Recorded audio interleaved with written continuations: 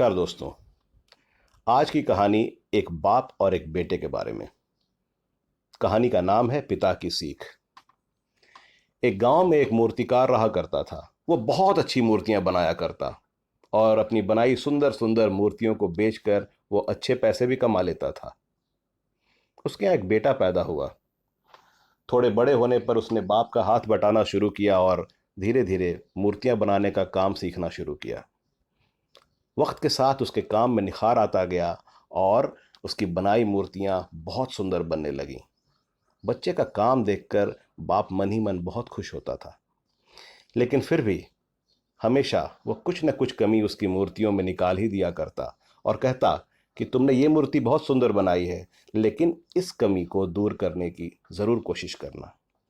बेटा भी कोई शिकायत नहीं करता और अपने बाप की सलाह मानकर अपनी मूर्तियों को और भी बेहतर करता रहा। इस लगातार सुधार के कारण बेटे की मूर्तियां बाप की बनाई मूर्तियों से भी ज्यादा अच्छी बनने लगीं। और एक समय ऐसा भी आया जब लोग बेटे की मूर्तियों को उसके बाप की बनाई मूर्तियों से ज्यादा पैसे देकर खरीदने लगे, जबकि बाप की मूर्तियां अपने पुरानी कीमतों पर ही बिकती रहीं। बाप अब भी अपने बेटे की मूर्तियों में कमियां निकाल ही दिया करता था, लेकिन बेटे को अब ये अच्छा नहीं लगता था। फिर भी वो बेमन से ही सही, लेकिन अभी भी अपनी कमियों को मान लेता और साथ ही अपनी मूर्तियों में बाप के बताए हिसाब से सुधार भी कर देता था।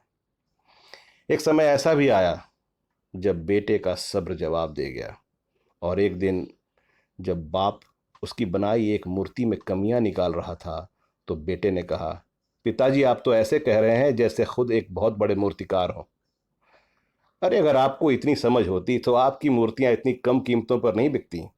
मुझे नहीं लगता कि अब आप मुझे सलाह दे सकते हैं और मुझे आपकी सलाह लेने की आवश्यकता है। मेरी बनाई मूर्तियां परफेक्ट हैं। बाप ने जब ये बात सुनी तो उसने बेटे की मूर्तियों में सलाह देना और कमियां निकालना बंद कर दिया। कुछ महीने तो वो लड़का खुश रहा। फिर उसने नोटिस किया कि लोग अब उसकी मूर्तियों की उतनी तारीफ नहीं करते जितनी पहले किया करते थे, और उसकी मूर्तियों के दाम बढ़ना भी बंद हो गए। शुरू में तो बेटे को कुछ समझ नहीं आया, लेकिन फिर एक दिन वो अपने बाप के पास गया और उसे इस समस्या के बारे में कह सुनाया। बाप ने बेटे को बहुत शांति से सुना, जैसे कि उसे पहले से पता है कि एक दिन ऐसा भी आएगा। बेटे ने भी इस बात को नोटिस किया और कहा कि पिताजी, क्या आप जानते थे कि ऐसा होने वाला है?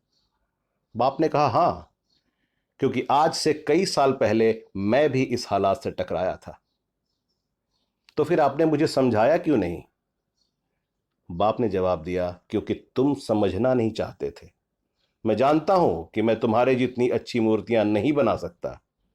यह भी हो सकता है कि मूर्तियों के बारे में मेरी सलाह गलत हो, और ऐसा भी नहीं है कि मेरी सलाह की वजह से ही हर बार तुम्हारी मूर्तियां बेहतर बनती हों, लेकिन जब मैं तुम्हारी मूर्तियों में कमियां दिखाता था तब तुम अपनी बनाई मूर्तियों से संतुष्ट नहीं होते थे और खुद को बेहतर करने की कोशिश करते थे, और वही बेहतर होने की कोशिश तुम्हारे कामयाब होने का कारण था।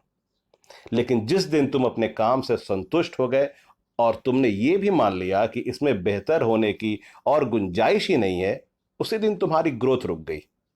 अरे लोग हमेशा तुमसे बेहतर की उम्मीद करते हैं, और यही कारण है कि अब तुम्हारी मूर्तियों की वजह से तुम्हारी तारीफ नहीं होती और न ही उनके लिए तुम्हें ज्यादा पैसे मिलते हैं।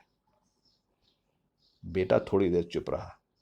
उसने फिर पूछा, तो अब मुझे क्या करना चाहिए?